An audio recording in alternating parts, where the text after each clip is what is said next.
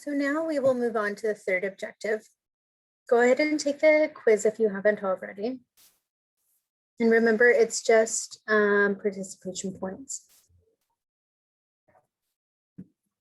So you've seen this before.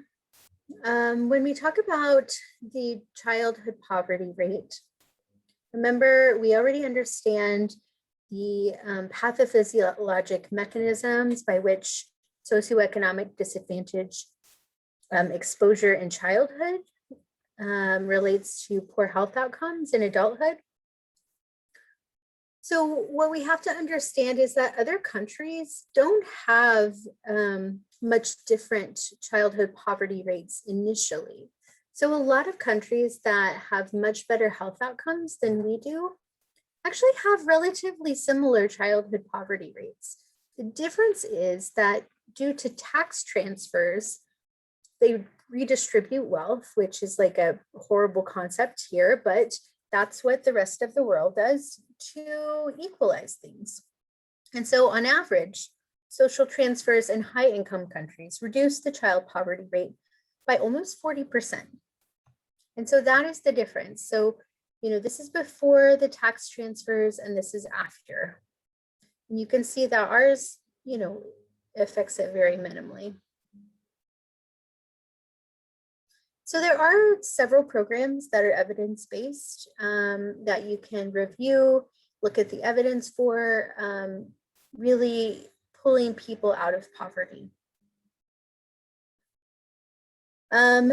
SNAP is one. So SNAP is like food stamps, but it's the new name for it.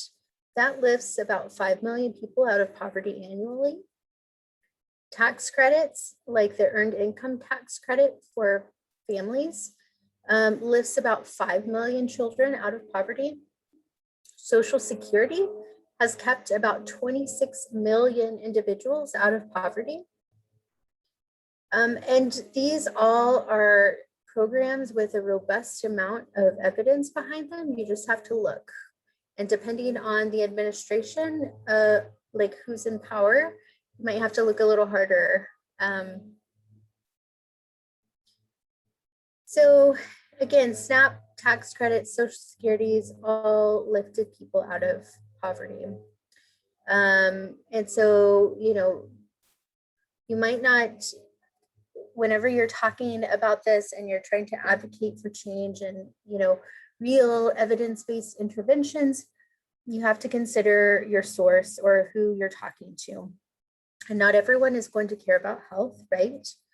Not everyone is going to care about like doing what's right, but most people will be moved by money, and these are financially effective mechanisms. So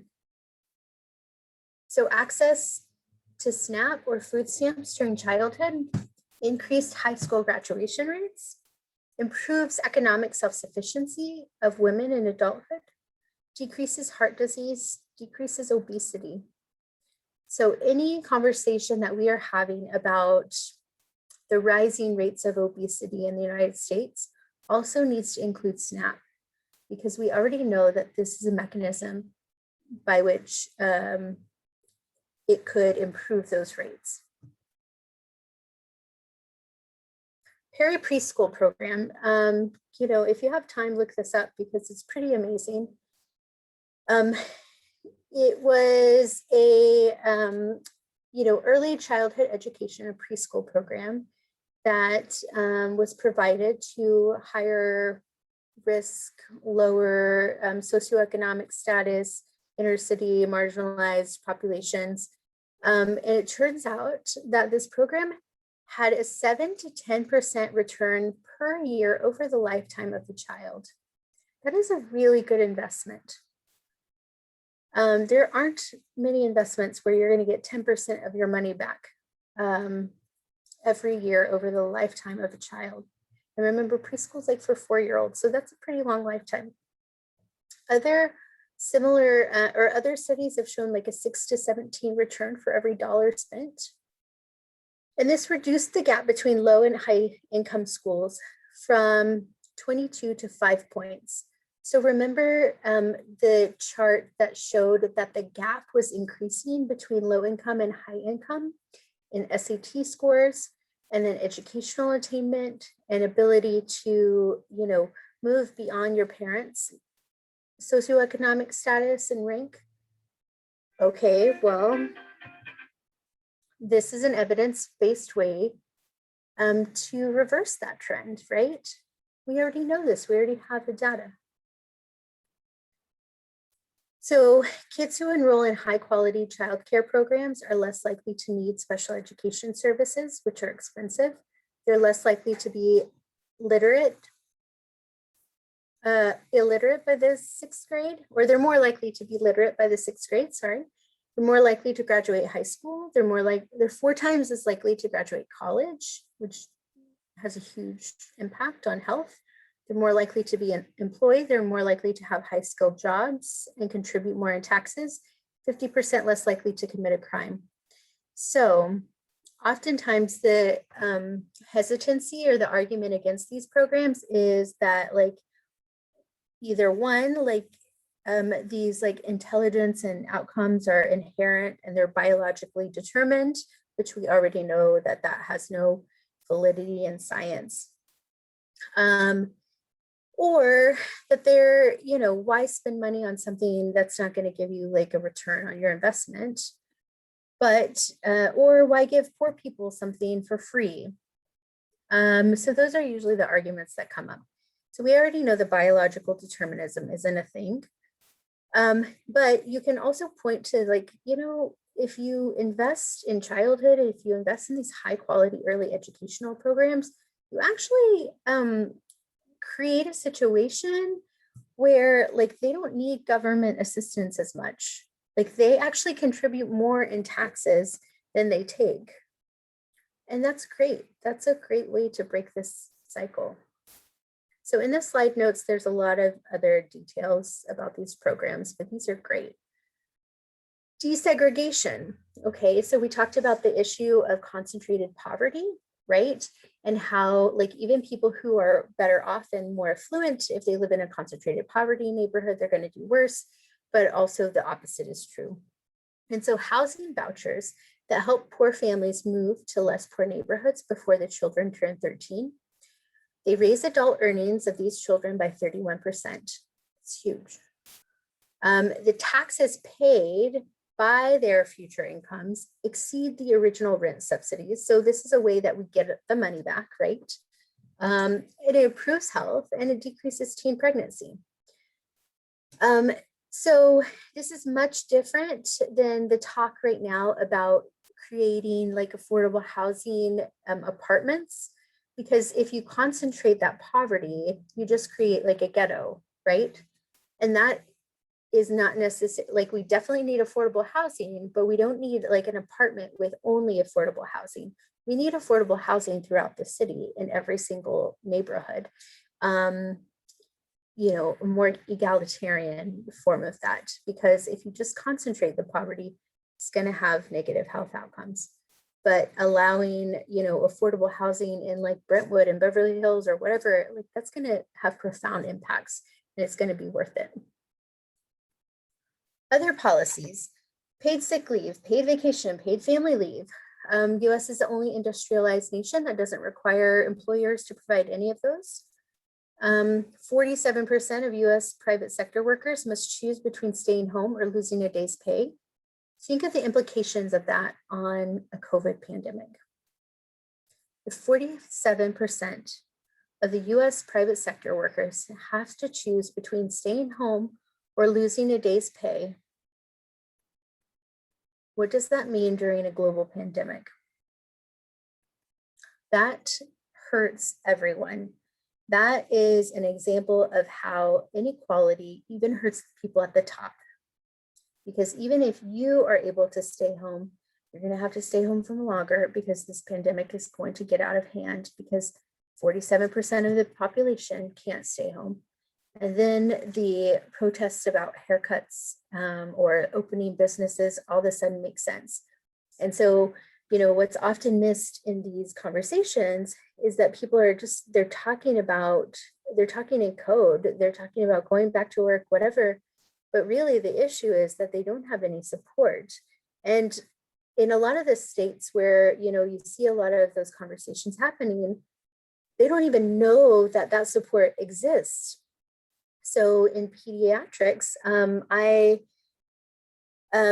remember seeing on one of the COVID forums, someone asking about, writing a note for a mom who was wanting to stay home with her newborn, maybe like a 2-month-old, because of the COVID pandemic, but because that wasn't technically one of the risk factors for developing like a really bad COVID, then like people just automatically said, no, no, no, no. And rather than taking a step back and thinking, wait a minute, the norm around the world is yes, you should stay home, regardless of a pandemic at 2 months. And there were even arguments about like, but then if we give it to them, we'll have to give it to everyone. Yes, that is the point, that everyone needs this. And that is also how, the way that we do things kind of creates more barriers for us, because we only give for a lot of things like food stamps and tax allotments, we only give that to like a lower class. And so then you create this animosity and mistrust, and well, then they're getting something that I'm not getting. But if you make it universal, you don't have that argument anymore. If you make universal high quality preschool, if you make universal paid parental leave, right? You no longer have that argument to deal with.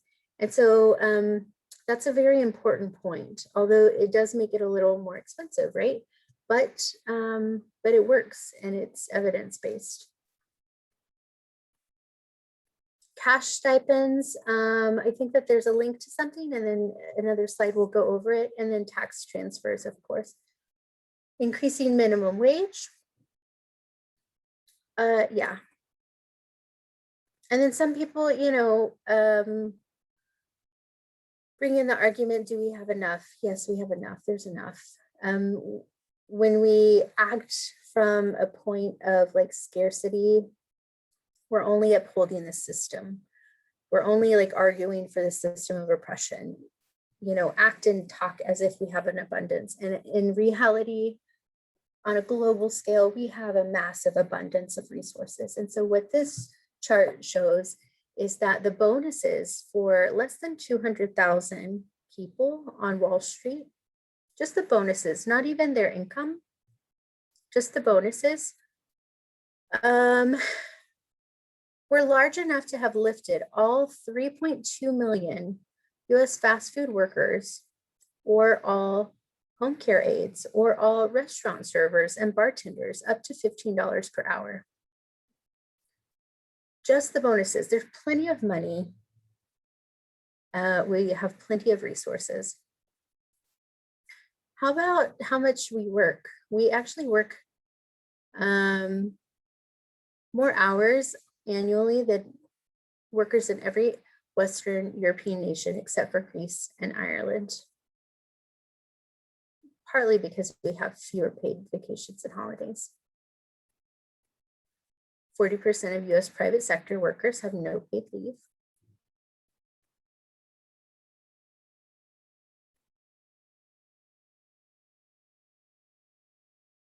People who have lost health coverage due to economic collapse.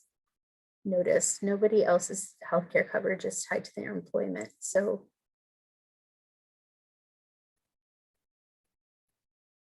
and what implications does that have during a COVID pandemic, right? When you can't take a day off, even if you're sick. And definitely if you're sick, you can't, because then you lose your healthcare coverage.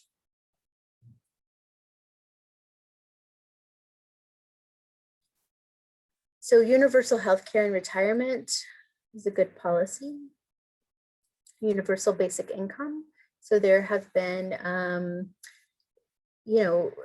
contradictory results, but good news very recently that one of the experiments in California has actually shown to be beneficial. So I think they gave $500 to a bunch of different families per month, maybe.